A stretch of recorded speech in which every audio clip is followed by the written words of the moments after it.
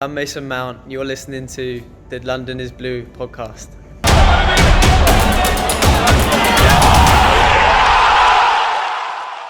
So we're gonna, start to wind it down with a quick fire from Discord. So we've got a few here that we picked, a couple not from Discord. So lucky you guys for getting in on this.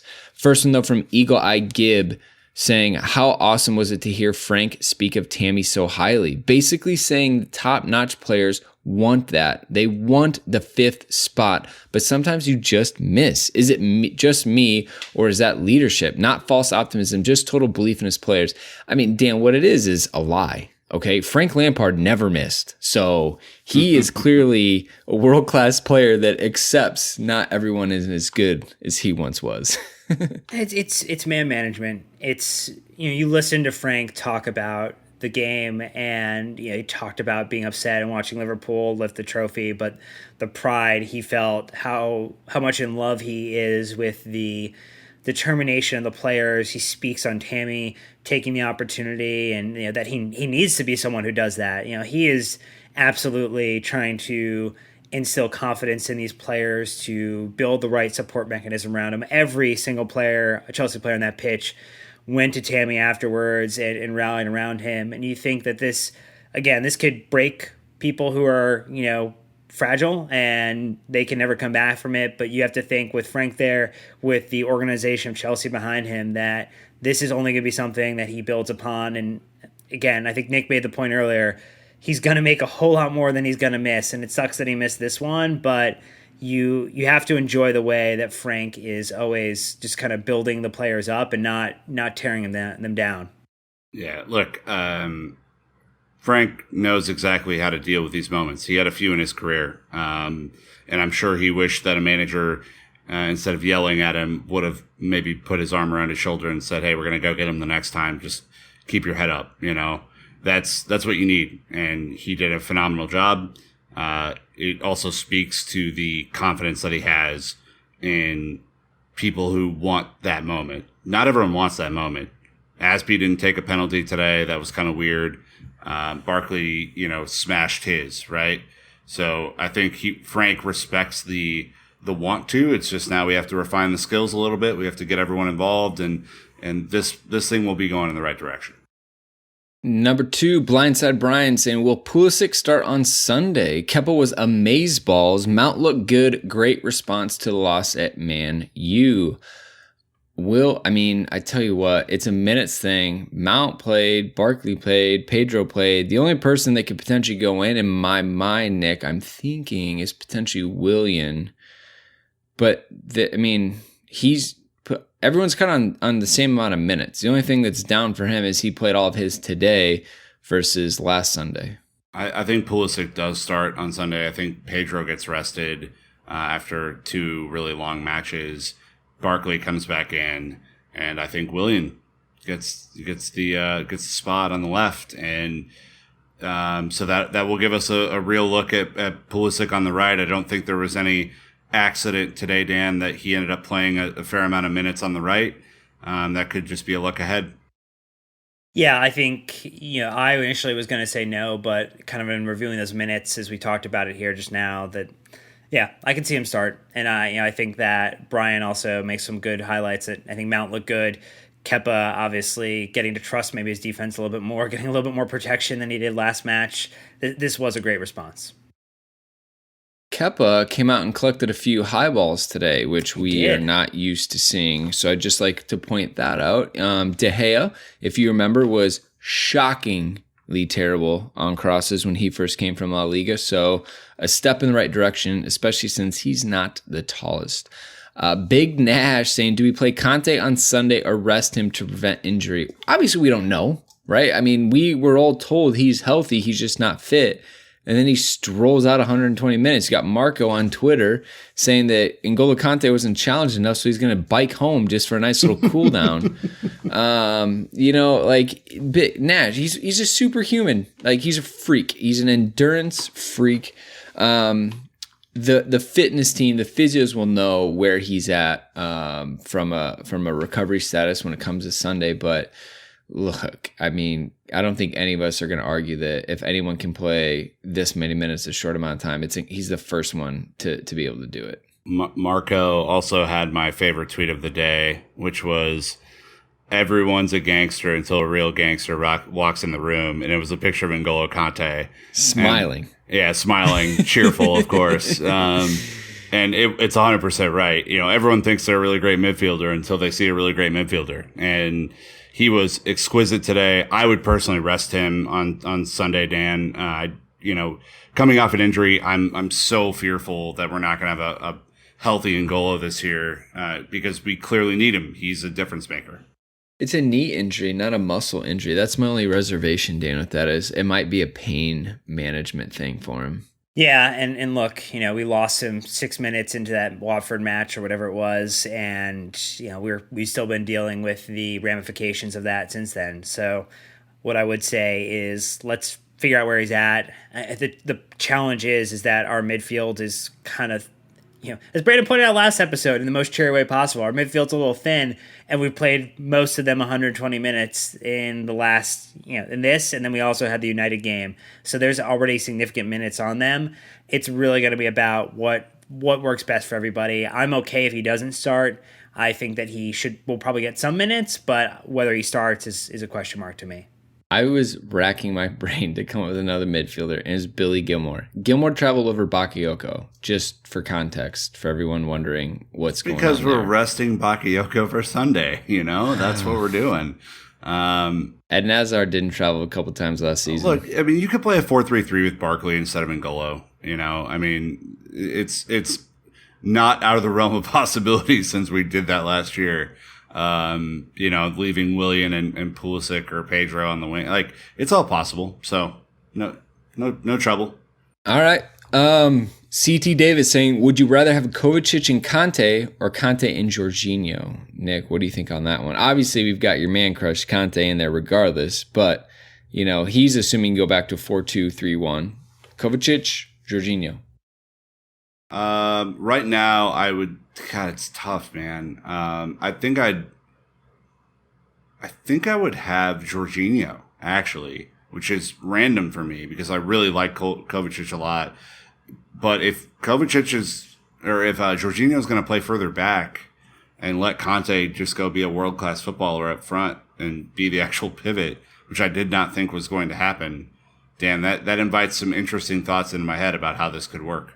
So I think I want Kovacic and Kante if it's a 2 in front of a back 4. I want Kante, Jorginho plus a Ruben Loftus-Cheek if it's a 4-3-3.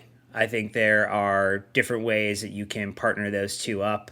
I think the Kante-Jorginho only works if you've got another incredibly fast, technical, quick, incisive passer to partner with them, and also someone who can offer a little bit more of a goal threat in the way that Kovacic try his hardest today to actually get into the box and make a goal happen for himself and just couldn't put it together. So I think these could work, but it is a little bit formation dependent, Brandon. Without a doubt. I mean, who knows? Might just be rolling into 4-3-3 from here on out until we have to change. So Eric via text asked, why didn't Aspie take the 5th penalty? Wasn't that too much pressure for Tammy? Nick, you mentioned this earlier. It looks like Emerson replaced Aspie. Yeah, and I don't really know the answer to this because Aspie throughout his career has been a wonderful penalty taker. I mean, he's been, I think my comparison would be like an Ashley Cole in the old lineup, just always consistent with his placement, and it's always far enough away from the goalkeeper. He's been nails. So I mean, either competition is really, really stiff for the penalty spots, or I would just say, like, again, this is a game that doesn't matter. To trust Tammy, for Frank to look Tammy in the eyes and say, that is your spot, you own it, go get it, is a big deal to me. Like, it doesn't matter. This game doesn't matter. It would have been great to win it, but like, it's a wonderful opportunity to kind of mess around on penalties. And I think Emerson was great. Obviously Mount and Barkley crushed it. They were the best of the night. Emerson's was ballsy. That scared me. It was ballsy. It was right down the middle. It was right down the pipe. Yeah. But yeah, I don't know. I think he was probably next up if I were to guess, Dan. Yeah, I think Aspi would have slotted ahead for me, and just in my mind, as I was thinking about who's going to come up, because we're so used to him being involved in the penalty shootouts when it does come up. Especially if you lose someone like Luiz, who was always a penalty taker for us. You don't lose miss that long sprinting run up. Oh God, I loved it. Oh, it gave me the nerves every time. Kidding me? It was the best penalty in Munich by a mile. Anxiety. I still have like heart palpitations thinking of that. Well, and now Jorginho gives me that because it's as great as his conversion rate is. His goofy approach is just it's so slow, moving towards goal that I can't. Oh, it shouldn't work, but it does. I think I would have expected Aspi. I'm glad Tammy took the opportunity to try to make it his own. Sucks it didn't happen. If it does go through, we're patting him on the back, and we've hopefully put ourselves forward. But I think the next question, though, has to go directly to Brandon because it is goalkeeper union, because Shane asked, analyzing Kepa and penalties. He gets a hand of many, but they still go in. Why is it happening? Are the wrists just too weak? He's short. That's it. Like, sorry, but he's short. He can't cover the corners like a Thibaut, and that'll be something that always happens. Now, to be fair, he has one of my best penalty saves ever. Spurs last year, where he just stood on the line, sat on it, and then didn't even kick it out from under his feet, just left it there and walked away. It was Frankfurt. Whatever. Yeah. That was just the most unbelievable penalty save, but it didn't take height. So he's super athletic. He can get a really quick jump, but the problem is, these guys will put it in the corner and he's getting a hand there, fingertips there.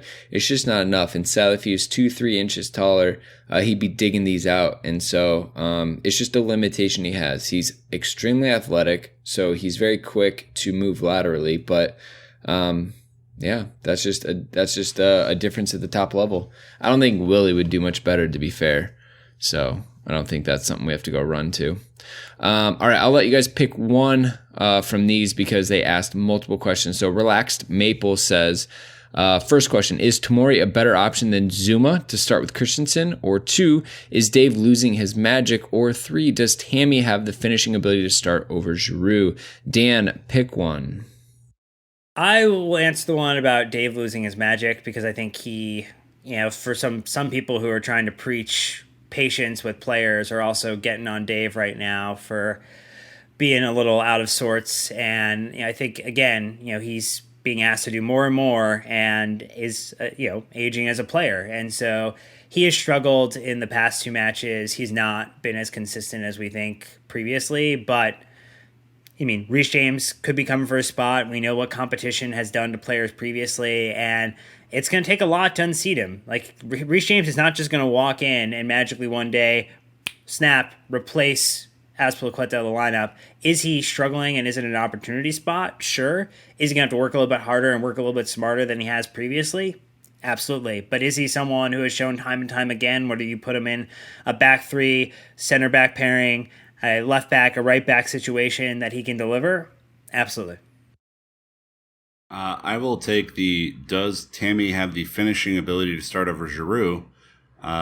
No, not yet. And it's not to say that I don't think he will. I think Giroud is our best option right now. I will sing it until the cows come home. I know he's not the sexiest option, that we have right now. I know that people are excited about Tammy. I love that Giroud brings other players into the game. And I also love that Tammy has a killer mentality and that he wants to be the only guy to score. He wants to score every single goal. I love both of those things. I just think Giroud is the better option right now for the team.